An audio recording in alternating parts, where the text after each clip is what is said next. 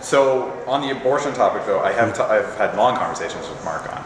Oh, okay. And so I can talk to that one much better. Okay, you're. I'm his campaign manager. Oh, Mark. Okay. Yeah. Hi. And so. Evan, how do you say it? Wiseman. Wiseman. Yeah. Wiseman. Okay. Yeah. So the thing is, it's right now there's no federal party that is going to repeal the law as well. Harper talks a good talk, but he's had a majority for 4 years, and he's silenced everyone that's even brought up the topic on any level. So it's disingenuous for him to say that he's pro-life or whatever, however you want to frame the debate, when he has done nothing to actually stop it. So Mark's position is, and this is backed up by a mountain of data. I mean, simply outlawing abortions doesn't actually stop them. Outlawing abortion. Outlawing, yeah. Like in, I think it was Peru, for instance, they outlawed it. Mm-hmm. All it did was move it to the back streets. So it doesn't actually. You're saying that the same number of abortions occur, but just on the back street? Pretty much. How did they ever know that? Well, it's because the girls die. They keep track of backstreet abortions by the number of girls that die. Number of girls die, so they pretty much equate it. So the thing is, though, if you're serious about preventing it, if you're actually serious about preventing abortions, mm-hmm. the things you have to do is things like having a safety net to help catch the people. Because the number one reason that girls get abortions specifically is the economic uncertainty that having a baby introduces into their lives. These are girls who are 17, 18, 19 predominantly. These are ones that are, they're not medically necessary, they're not all these areas sort of thing. So these are the ones that you'd actually be targeting. These are the ones that is of the ones that do occur is prevention. So the ones that you can actually get to in that, it's, making sure that there's a net to help them. Like right now to have a child in Canada costs about 60 grand. Lower income families. It costs 60 grand to have a child? To pretty much have a baby, yeah. After the diapers, after the formula, after the clothes. Until what age would it be 60,000? Oh, geez, it'd probably be the first 2 years, I think it is. It costs $60,000 to raise a child from birth to 2 years? Yeah. Where did they get that kind of number? Think about the diapers, think about the formula, think about the cradles, the blankets, the clothes, the shoes, the doctor's appointments, the getting there, transit, daycare if the person's working. I mean, daycare itself is 20 grand. So they come up with that number, so $60,000 to raise a child from birth to 2 years. Yeah, that's pretty much what it is. I mean, that's before, right? That's, I mean, you've got to remember though, again, things like formula and clothes. I mean, if it's, if a thing of diapers costs you $20, I mean, do you have kids? How long do diapers last in your house? I can't remember. My kids are, how old are you? I'm 26. My youngest is 29, 31, 33. Well, a couple of my cousins just had babies, and we lovingly refer to them as little poop machines. Well, that's something we all do. Yeah. Anyway, I guess it does cost. I never calculated it, but okay. So you got to imagine though, right? I mean, these are in a lot of these cases. I mean, they're unmarried, they're low educated. They probably haven't gotten their university degrees. I mean, university degrees now, they don't get you very far, even BAs. No. And so you can only imagine what the job prospects are for those that don't have them.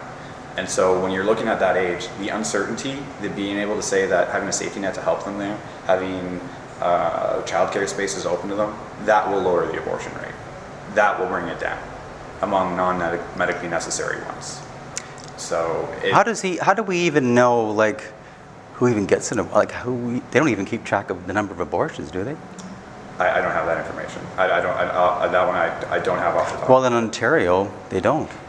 I don't think so. Not since, what, 2012? I don't know. I don't have that information off the top of my head. Well, but the thing is, it is when asked, like asking them. And again, you look at the demographics of where it occurs. Well, the reason I ask you that, Evan, is because how would he get that information that most of the abortions are done? You're saying most of them? This is what I've spoken to about Mark, and so this is generally this is accepted among. Where did they get that kind of information? So it's academic studies, from institutions in the States and abroad as well. Each country's different, mind you. There's different social constraints. Because in Canada, we don't even have access to the abortion numbers. If you check with Mark, but in Ontario, since 2012, I don't think we even can find out how many abortions are done. I don't know. Let alone who had them or what gestational age they had them. Well, again, it's when they go into the areas when people have been asked questions afterwards, and the areas that and the numbers that do. Because if you're saying that we don't know the numbers, then we don't know. That's possible, but I'm pretty sure that there's information among the medical community that's obviously redacted. I mean, they don't have the people's names that have done it. Like, they don't just publish those types of things. But you can't even, no, we don't, people trying to do studies, for example, to see who is having abortions. Is it the young kids?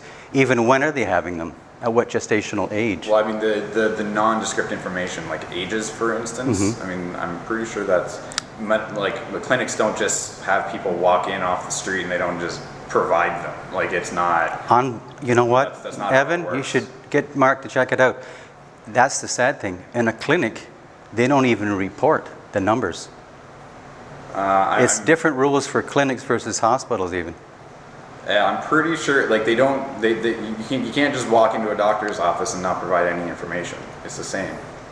Well, you provide them with the information, but it's not ever even recorded or certainly never released to the Well, they public. would have the number of procedures because they would need to report that to, I'm assuming anyways, because I mean, it's, Well, again, if I don't have that information. I think you would be mention it, I wouldn't shocked get to that. know the average person, probably just like you and me, thinks that they're keeping track. This is the thing. People don't just get abortions for fun. Well, not for fun, no. No, nobody likes them. But Oh. preventing them, providing a safety net, things like helping out with removing some of the uncertainty. Germany did that, and their rate plummeted. Well, I think that's a good idea, sure. Hey, Yeah. I'll send you over to Cassandra. She's just in her office. How'd you guys do?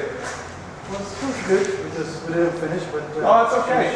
She got a cold is coming, the flu, so Oh no, I don't want about the Everest. we try to finish. Yeah. Well, yeah, I guess my issue basically is, I don't know how, I mean, you're right, the conservatives really haven't done anything.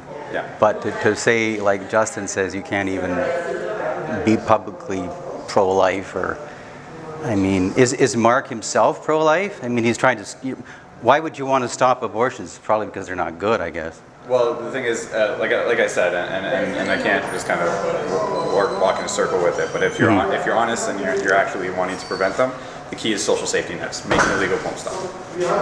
So you're saying if there's enough support for women, there won't be any? Exactly.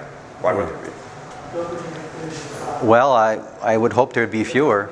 Yeah. Oh yeah, for sure. Yeah, and I think that's certainly a good thing to be doing. Yeah, No that's- one that's- would argue against that, that's for sure. Yeah. I think we need to certainly support the mothers, and hopefully that would reduce some.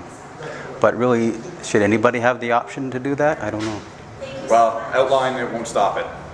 Just Well, like- outlawing murder doesn't stop murder either, or outlawing anything doesn't stop it. You're exactly right. So why have a law against anything? Well, this is the thing, is if you're honest about wanting to prevent it, again though, stopping murder, stopping theft, stopping all those things, education, prevention, jobs, things like that, lower the rates. But should we eliminate the laws because they're going to carry on? Well, no, you would just have anarchy. That's kind of a strongman argument. Well, my point, I guess, with abortion is that abortion is wrong, so there should be a law against it. But for sure, we should continue to try to support the women to reduce the, All it really does is move it into the back alleys. well, I would It's the challenge information's that. there. Well, the information's there, sir. It's South America, Peru, Colombia, all these countries that have gone and outlawed it. It's just increased the death rate.